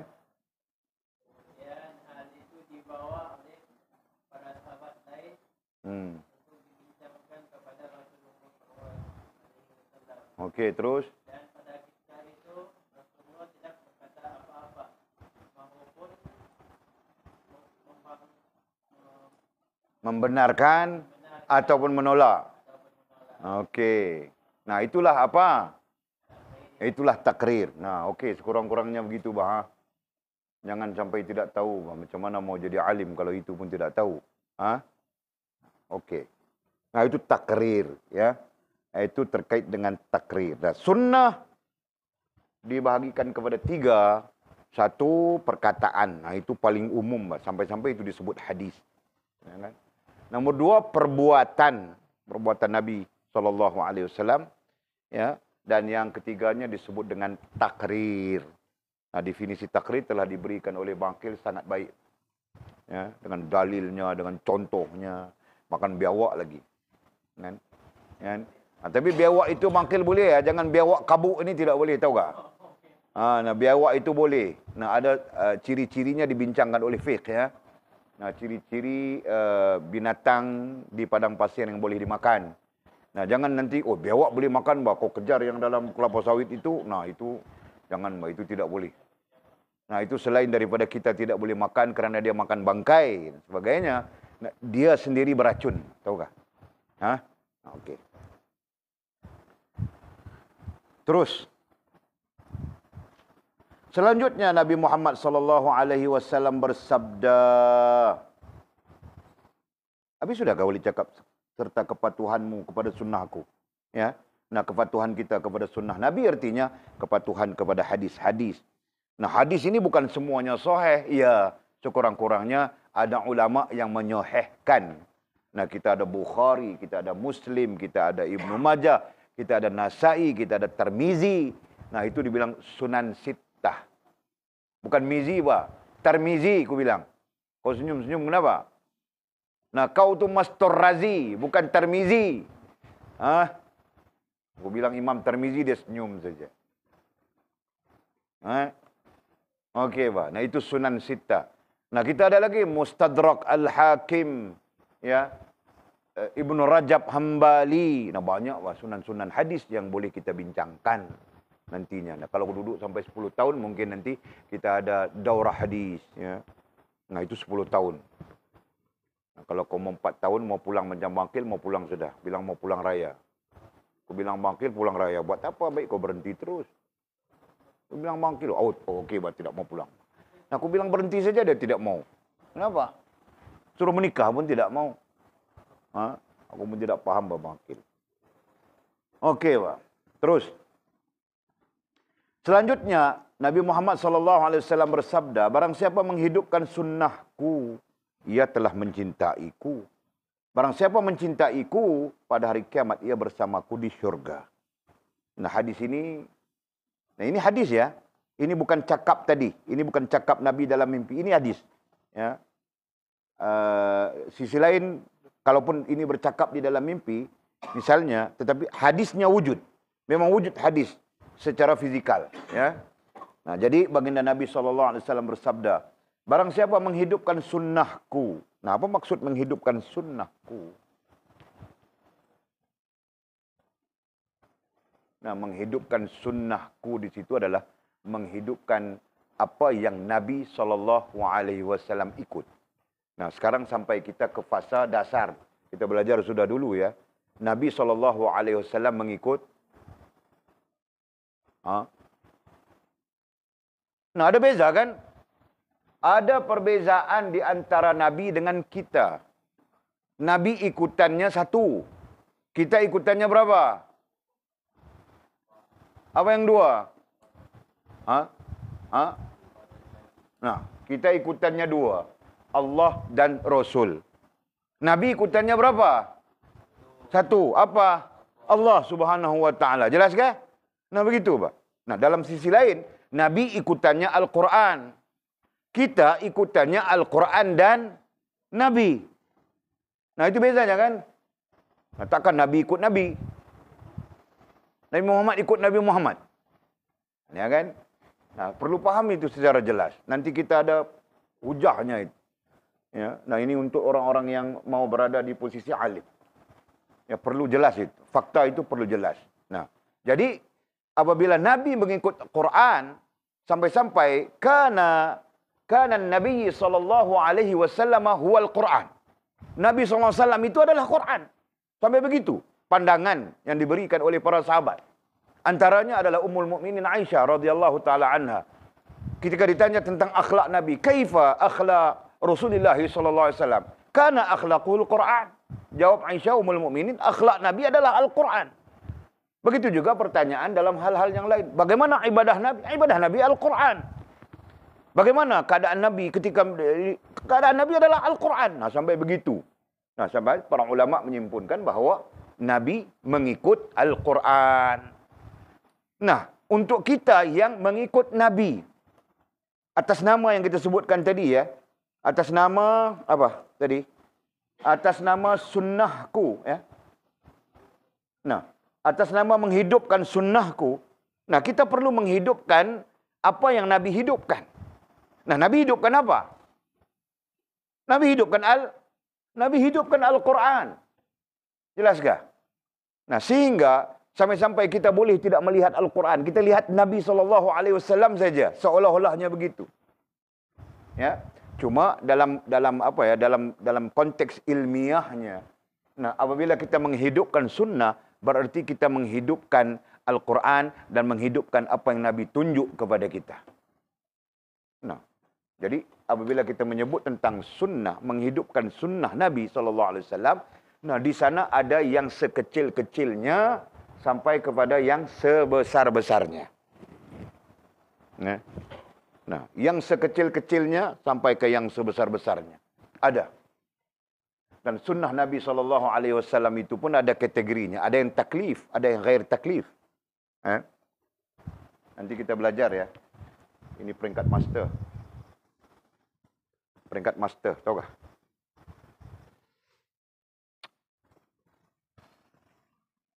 Mau berhenti sakit sudah. Oh, betul pun. Ya, sunnah. Nanti sunnah itu satu taklif dipanggil. Sunnah taklif dan yang kedua ghair. Istilahnya ghair taklif. ada dua, apa yang mau sifat? Dua sifat. Sifat sunnah. Nah, begitu tajuknya. Nah, sifat sunnah itu ada dua. Satu, apa yang disebut sebagai taklif. Taklif sama saja yang kita sebutkan ada wajib dan sebagainya. Taklif. Ya, yang terkait dengan hukum taklifi itu. Wajib, sunat, mustahil, haram, wajib, sunat. Apa? 5 hukum taklif itu. Wajib, sunat, makruh, haram, mubah. Itu kan?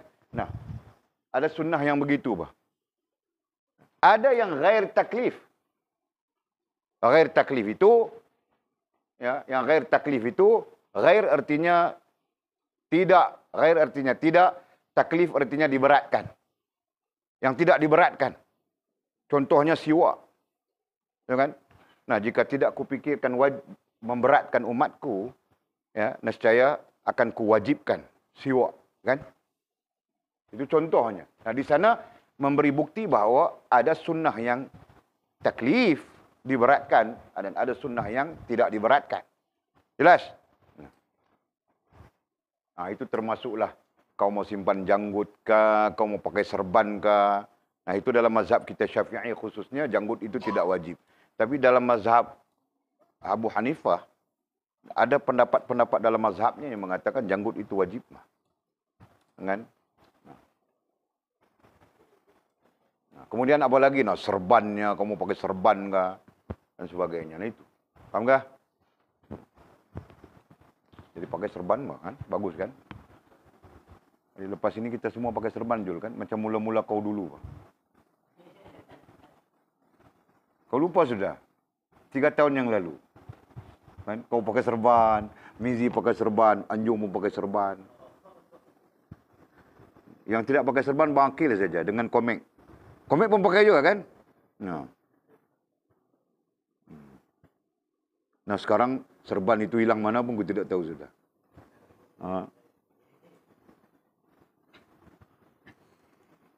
Okey. Nah, jadi kalau kita menghidupkan sunnah baginda Nabi SAW, nah itu tanda kita mencintai baginda Nabi SAW. Nah, apa salah? Ya. Ramadan kita seminggu lagi kan? Seminggu kah? Kurang lebih, seminggu lebih kan? Ramadan ini kita hidupkan sunnah Nabi SAW. Kita belajar daripada situ. Ya kan? Kita ambil kesempatan untuk menghidupkan sunnah baginda Nabi SAW. Nah, kenapa? Boleh kan? Okey. Barang siapa mencintaiku, nah, siapa yang mencintai baginda Nabi SAW? Nah, yang mencintai sudah tentu menghidupkan sunnah Nabi, begitu kan? Yang mencintai Nabi, nah, dia akan menghidupkan sunnah Nabi. Nah, jika dia menghidupkan sunnah pun tidak sanggup, macam mana dia mau mengatakan dia mencintai Nabi SAW? Nah, begitu. Nah, barang siapa yang mencintaiku, mencintai Nabi, pada hari kiamat, ia bersamaku di syurga. Pada hari kiamat, bersama-sama dengan baginda Nabi SAW.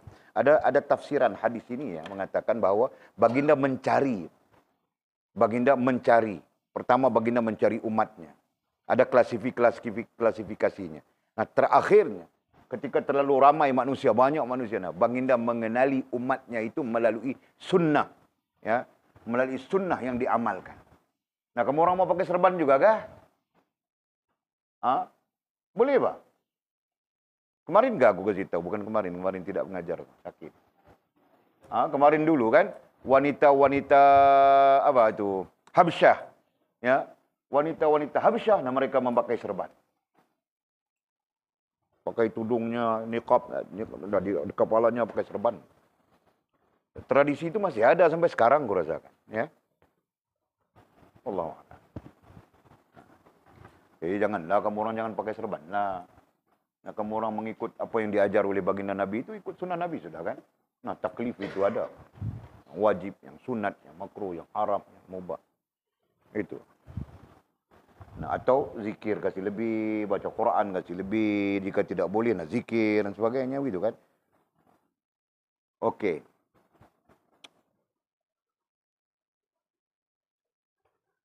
Dalam sebuah hadis masyhur, ada sebuah hadis masyhur bahkan sahih. Ya, hadis ini masyhur. Ya.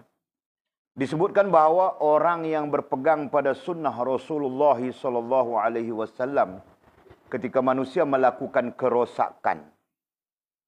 Orang yang berpegang teguh, ya, orang yang berpegang teguh pada sunnah Rasulullah sallallahu alaihi wasallam, berpegang ait teguh. Nah, dalam komentar para ulama, dalam tafsir para ulama tentang hadis ini, nah, mereka menggunakan istilah berpegang teguh. Nah, ada yang menyebutnya menggenggam, seperti menggenggam bara api dan sebagainya. Nah, itu menggambarkan tentang berpegang teguh dengan hadis baginda Nabi, dengan sunnah baginda Nabi. Okey. Bahawa orang yang berpegang ait teguh pada sunnah Rasulullah sallallahu alaihi wasallam ketika manusia melakukan kerosakan, ketika manusia sedang rosak. Nah, orang sedang rosak, tinggal sunnah semuanya, tidak peduli kepada sunnah, ya, hidup dalam keadaan yang benci membenci antara satu sama lain, hidup dalam keadaan yang tidak rukun, hidup dalam keadaan yang rusak. Hari ini rusak sudah semua orang, kan? Macam-macam rusak ada. Mau cerita macam mana? Yang tidak menutup aurat, yang tidak menutup aurat. Kan? Kadang ayahnya haji, anaknya hantu. Kan? Nah, betul Pak, kan? Itu semua gambaran-gambaran kerusakan. Anaknya hantu pun ada juga, ayahnya anaknya bagus, anaknya alim, ayahnya hantu pula. Macam sekarang ni, kan. Itu kerosakan. Dan terjadi pertikaian di antara penganut mazhab. Nah, ada juga terjadi pertikaian, mazhab ini bilang, orang mazhab ini bilang mazhab itu salah, orang mazhab itu bilang mazhab ini salah. Contohnya macam Wahabi dengan mazhab-mazhab fiqh yang lain, kan. Nah, mau sesatkan orang, kafirkan orang, syirikkan orang, murtadkan orang, senang-senang saja misalnya. Nah, itu bentuknya.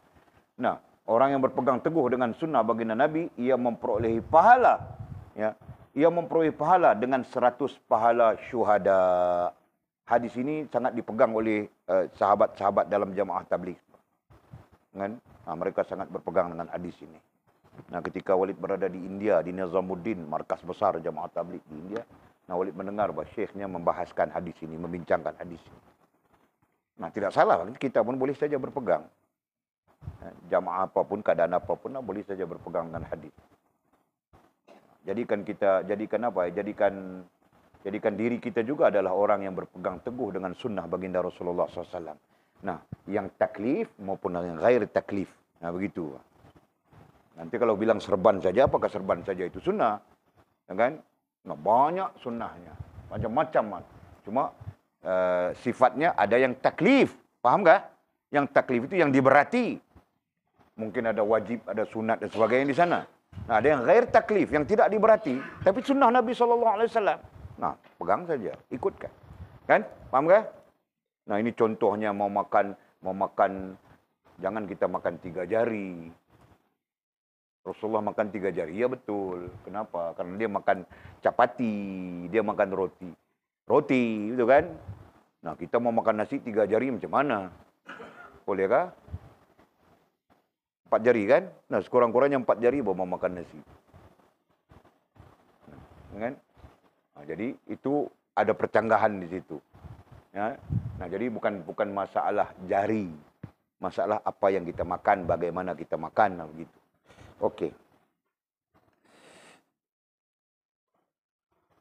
Ia memperoleh pahala dengan 100 pahala syuhada. Maka orang yang berpegang teguh dengan sunnah pada zaman-zaman, pada masa-masa, pada keadaan-keadaan kerosakan ini, nah, seperti dia akan mendapat pahala di sisi Allah, kebajikan di sisi Allah dengan 100 pahala syuhada. 100 pahala syuhada itu sangat besar, ya. Satu syuhada saja sangat besar sudah. Satu syuhada. Atau dalam arti kata yang lain, satu kebajikan bagi syuhada sudah sangat besar. Nah, apalagi 100. Ya. Faham tak? Nah, apa kebajikan yang besar bagi syuhada? Allah bilang dalam Quran, wala taqulunna an yuqtalu fi sabilillahi amwat. Macam mana punya ayat? Wala taqulunna an yaqtulu fi sabilillahi amwat. Betul tak? Ha? Dan jangan kamu katakan bahawa orang yang mati syahid itu sebagai mati. Bal ahya, bahkan mereka hidup dan direzekikan oleh Allah SWT. Bal ahya'un 'inda rabbihim yurzaqun. Bahkan mereka hidup di sisi Tuhan dan dilimpahkan kepada mereka rezeki. Ya kan? Nah, itu salah satu. Paham enggak? Nah, orang yang mati syahid itu sebenarnya tidak mati mangkil. Pun begitu bukan dia jadi hantu. Nah, mereka berada di sisi Allah Subhanahu wa taala. Ya, kemudian para ulama tafsir menafsirkan perkataan di sisi Allah Subhanahu wa taala itu adalah berada di dalam apa? Di dalam satu kehidupan yang penuh nikmat. Nah, bagaimana kita pun tidak tahu kan? Nah, begitu. Okey.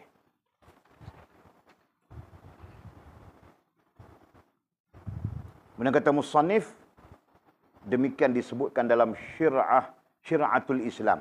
Demikian disebutkan dalam Syir'atul Islam, itu kitab. Itu nama kitab besar ini. Ya. Syir'atul Islam adalah kitab tabi'in. Nah, Walid tidak tahu musannifnya siapa.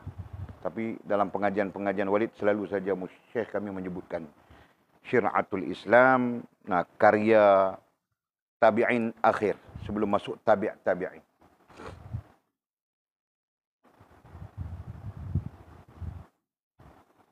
Nah, kemudian Nabi Muhammad SAW bersabda, Allahu a'lam.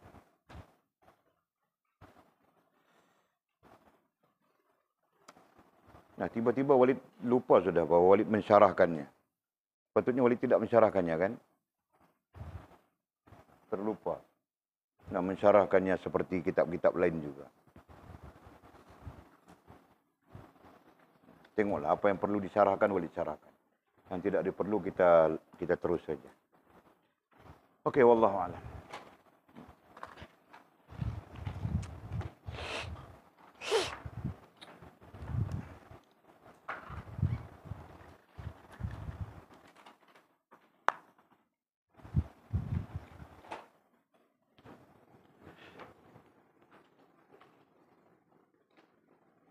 Ada soalan kah? Okey.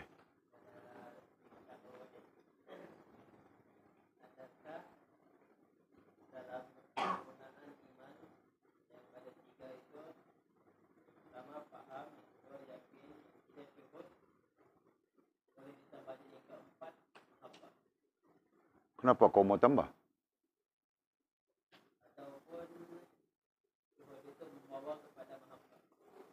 Nah, kau pandai-pandai saja Bang Akil. Ulama pun tidak bincang. Isunya berbeza kan?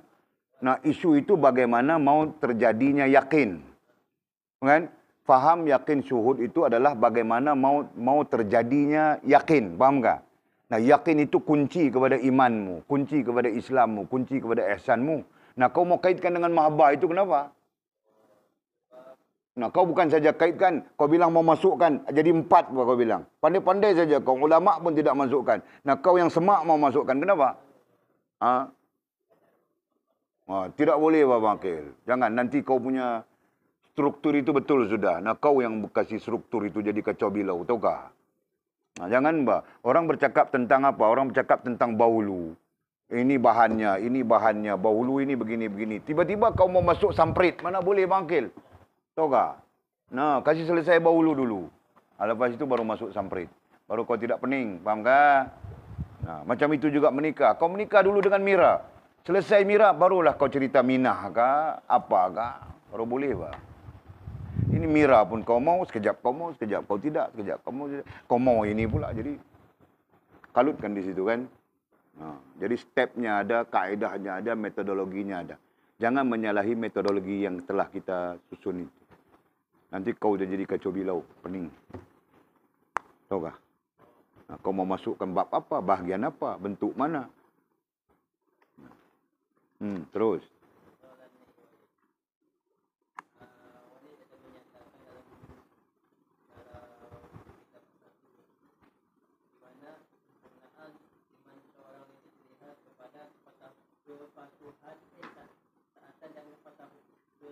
Kau mau cakap pun gagap saja. Kenapa?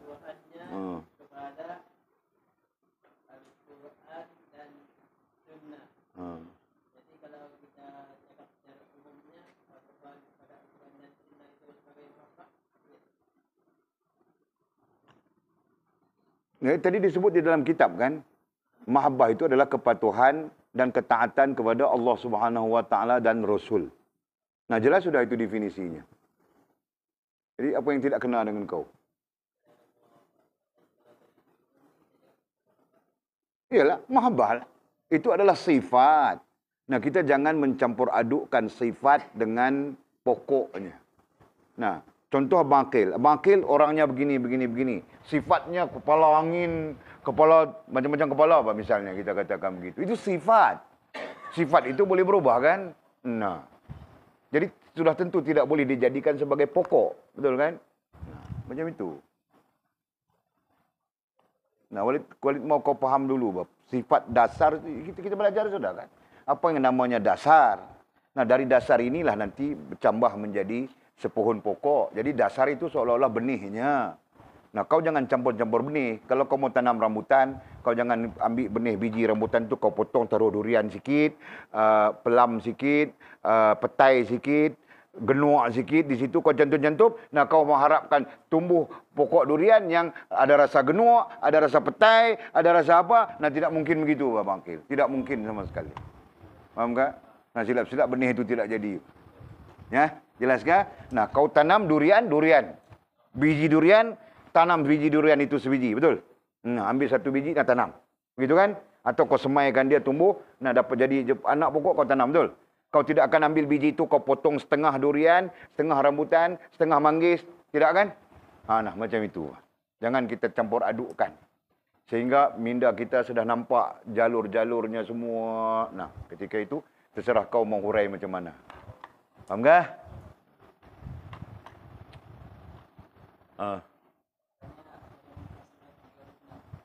36.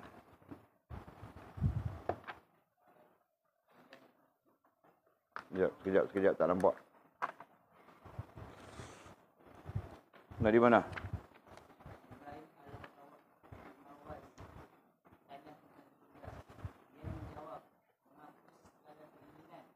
Surat berapa? Muka surat berapa?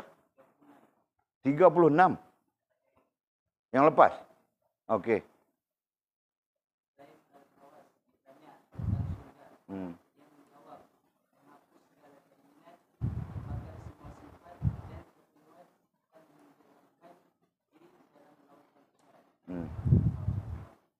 Kau tidak paham lautan isyarat. Nah, lautan isyarat itu majas kepada ilmu. Ya.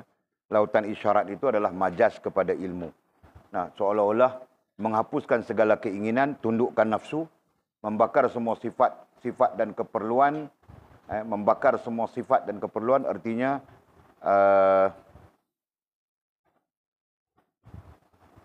menghubungkan diri kita dengan Allah Subhanahu wa taala, ya. Menghapus segala keinginan, menundukkan nafsu, membakar semua sifat dan keperluan, menghubungkan diri kita dengan Allah, serta menenggelamkan diri dalam lautan isyarat adalah fikir dan zikir. Nah, begitu, Pak. Jelas kan? Jadi menenggelamkan diri ke dalam lautan isyarah. Isyarah itu kalau diterjemah, ini bahasa Arab ya, kalau diterjemah bahasa Melayu, isyarah itu adalah sesuatu yang menampakkan. Kan? Nah, kita tunjuk, nah, kita mengisyaratkan seseorang pergi ke sana. Jadi kita tunjuk kan? Tunjuk itu adalah isyarah. Jadi apa? Nah, menunjukkan, mengarahkan. Itulah isyarah. Jadi menenggelamkan diri ke dalam lautan isyarah. Maksudnya kita terlibat di dalam perkara-perkara yang menunjukkan kita kepada Allah SWT. Apa perkara yang menunjukkan kita kepada Allah? Ilmu kan? Nah, jadi lautan isyarah itu lebih kepada ilmu. Nah, nanti ditanya apa ilmunya? Ilmu itu yang disebut ilmu ma'rifah. Okey. Nah, begitu cara belajar yang sebenarnya. Untuk kajian kitab. Ya. Itulah cara belajar kajian kitab. Baca tidak faham di mana tanya. Baca tidak faham di mana tanya. Jadi Walid boleh terus saja. 10 muka surat satu hari. 10 hari, nah 30 muka surat. Kan? 100 hari, khatam sudah kita. Itu lah. Kecuali hari Walid sakit gigi, kamu orang jangan kira lah. Kamu orang sibuk mau kira hari Walid sakit gigi. Okey. Ada soalan lain? Ada? Ada? Nah, semua faham sudah? Faham bagus, Pak. Bukan mau marah. Faham itu bagus. Nah, jangan sampai Walid tanya apa, nah, tidak paham. Mula kelang kabut saja paham. Okey, bismillahirrahmanirrahim.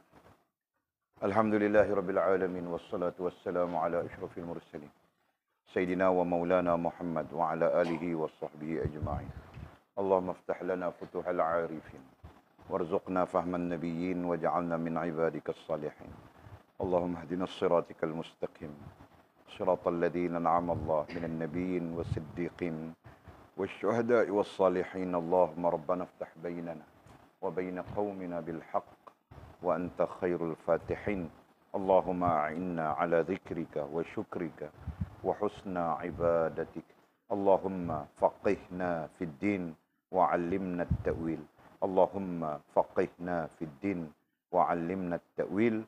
Allahumma faqihna fid din wa 'allimna at-ta'wil. Wa sallallahu ala sayyidina Muhammadin wa ala alihi wa sahbihi wa baraka wa sallam. Walhamdulillahi rabbil alamin. Taqabbalallahu minna wa minkum. Astaghfirullahal azim. الذي لا إله